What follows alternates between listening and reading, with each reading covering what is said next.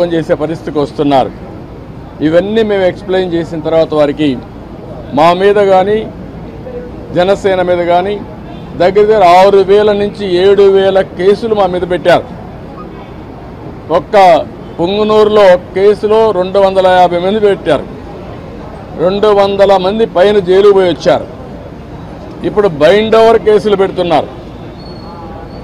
అంటే నీ మీద కేసు ఉంది, పోలీసు వాళ్ళు నోటీస్ ఇస్తారు, ఎంఆర్ఓ దగ్గర సరెండర్ కావాలి అంటే మళ్ళీ బెదిరించడం, ఎలక్షన్లో ఎవరిని పని చేయనీయకుండా నిర్వీర్యం చేయడానికి, లేకపోతే మళ్ళా వాళ్ళని అరెస్ట్ చేయడానికి ప్రయత్నం చేసే పరిస్థితి వచ్చారు.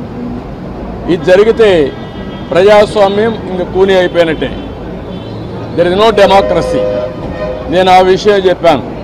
మొన్న తెలంగాణ ఎలక్షన్లో 1 డేలో ఎలక్షన్ జరిగిందా లేదా అనే తెలియని విధంగా జరిగింది. అంత స్మూత్గా జరిగింది, ప్రాసెస్ కూడా పర్ఫెక్ట్గా జరిగింది. ఈరోజు ఆంధ్రప్రదేశ్లో అక్కడ ఇంత ఓటర్స్ ఎన్యూమరేషన్ ఫ్రాడ్ జరిగిందని, బిఎల్ఓలు తప్పులు చేశారని, టీచర్లు తీసేశారని ఎక్కడ కంప్లైంట్స్ లేవు.